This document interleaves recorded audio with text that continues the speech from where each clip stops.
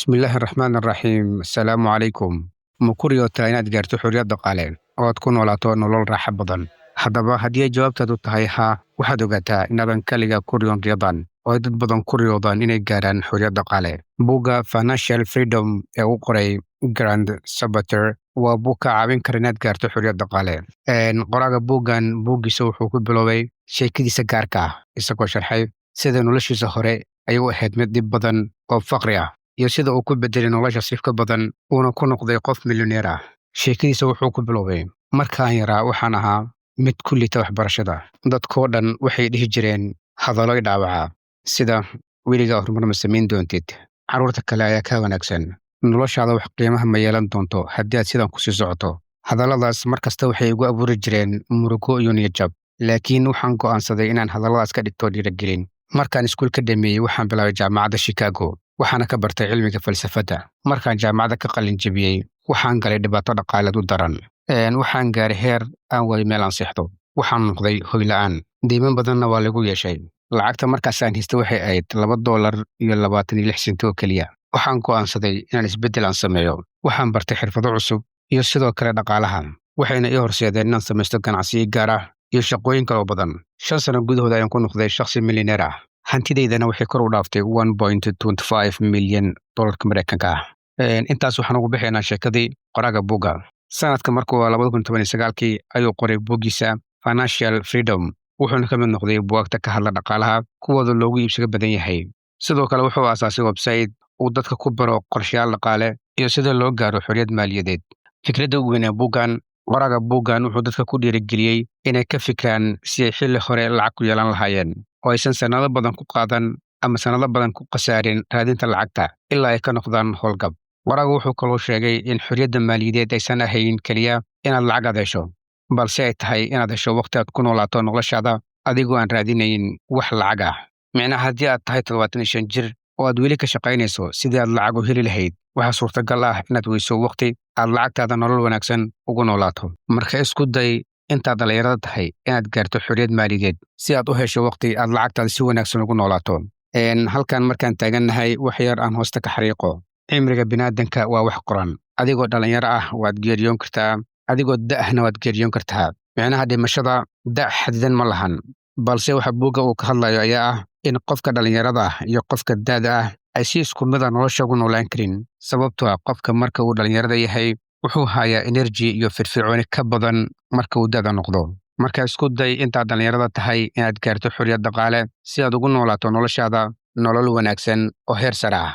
markaana isla fiirino cutubyada ugu muhiimsan ee buuggan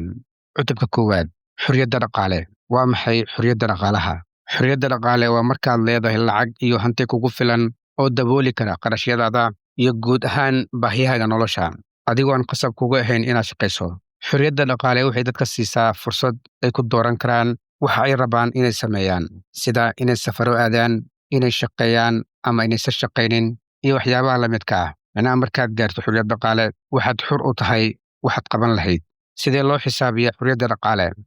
si aad u xisaabiso xorriyadda dhaqaale waa inaad marka hore ogaataa lacag inta in leeg ayaad u baahan tahay si aad ugu noolaato xorriyad buuxda ee dhaqaale tusaale ahaan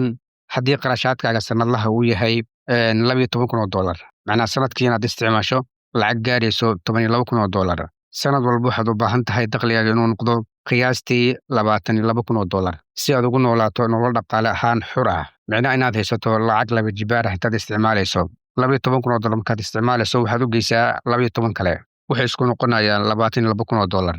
cutubka labaad sida lacag badan loo sameeyo si dhaqsi ah qoraaga wuxuu dhahay halkii aad diiradda saari lahayd keliya dhimista qarashaadkaad bixiso sidoo kale waxaa muhiim ah inaad diiradda aad saarto kordhinta dakhligaaga adigoo samaynayo ganacsi iyo maalgashi qoraaga wuxuu tilmaamay in qof walba uu leeyahay xirfad uu lacag ugu samayn karo internetka ama adeegyo uu ku bixin karo barta internetka si uu lacag badan ugu sameeyo marka baro xirfado aad online-ka lacag ugu samayn karto si aad u siyaadiso dakhliga bishii kusoo gala mar walba aad kordhiso dakhliga kusoo gala bishii waa mar walba aad kusii dhawaato gaarista xorriyadda dhaqaale waxaa jira kumanaan website oo laga barto xirfadaha online-ka loogu shaqaysto marka isku day inaad ka barato 2 ama 3 xirfadood si wanaagsan si aad u siyaadiso dakhliga bishii markaad siyaadiso dakhliga bishii kusoo gala waxaad fursad u helaysaa inaad maalgashi aad samaysato inaad abuurato ganacsi adiga kuu gaara, inaad si fudud aad ku gaarto xorriyad dhaqaale. Cutubka saddexaad, kaydinta iyo maareynta lacagta. Kaydinta lacagta waa tallaabo lama huraan ah, waana aasaaska xorriyadda maaliyadeed. Balse inaad lacag aad kaysato oo keliya kuma filna inaad xorriyad dhaqaale aad gaarto. Sidaa darteed, way yaraan kaydi 20% ilaa 50% dakhligaaga inta suurtagalka ku ah, ama intaad awooddo inaad kaydiso. U samee lacagtaada nidaam kaydin iyo maalgashi oo toos ah, automatic saving and investment. Ka fogow deynta aan faa'iidada kuu lahayn. Micnaha markaad deyn soo qaadanayso u soo qaado waxaad beri wax ka faa'iidi karto, balse ha u soo qaadan inaad ku dalxiisto ama inaad ku qabato waxyaabo maalayacni ah. Cutubka afraad, maalgashi iyo kobcinta hantida. Qoraagu wuxuu sharxay sida maalgashigu u yahay dariiqa ugu muhiimsan ee lagu gaaro madaxbannaanida dhaqaale. Wuxuu dhahay lacagta aad kaysatay waxaad ku samaysaa maalgashi si aad u siyaadiso.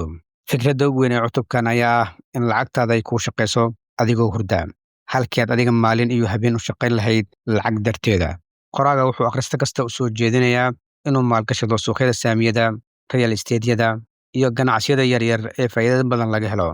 Cutubka shanaad, qiimaha waqtiga. Qoraaga wuxuu dhahay lacagta waa wax la kasban karo, laakiin waqtiga haddii uu mar uu kaa tago dib looma soo celin karo. Dadka inta badan waxay waqtigooda ku iibsadaan lacag yar iyagoo shaqo joogta ah ka shaqeeya, taasoo ka dhigaysa inay ku xayiran yihiin mushahar bilo ah. Qoraaga wuxuu ku dhiirigelinayaa akhrista walba inuu waqtiga u arko sida hanti ka qiimo badan lacagta, lacagtana uu isticmaalo sidii waqtigiisa ugu iibsan lahaa xorriyad. Cutubka lixaad, nolol xur ah. Markaad gaarto xorriyad dhaqaale, noloshaadu waxay noqonaysaa mid aad adiga doorato. Micnaha waxaad ku noolaanaysaa noloshaad haminayso. Waxaad safaro la aadi kartaa qoyskaaga, maalinta aad rabto waad shaqayn kartaa, maalinta aad rabtana waad iska nasan kartaa, adigoo aan ka fikrayn lacagta biilka iyo waxyaabaha la midka ah. Qoraaga wuxuu dhahay dadka badankood lacagta waxay u arkaan yoolka ugu dambeeya ee nolosha, laakiin dhab ahaantii lacagta waa qalab ama aalad lagu gaaro yoolka dhabta ah.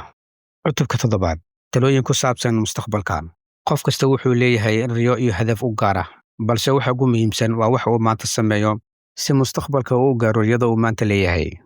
Mustaqbalkaaga waa sida beer oo kale. Haddii aad maanta ku beerto dadaal, qorshe iyo go'aan sax ah, beri waxaad guran doontaa mirahaad maanta beeratay. Laakiin haddii aad maanta ku mashquusho dib u dhac, caajis iyo qanacsanaan meel hoose,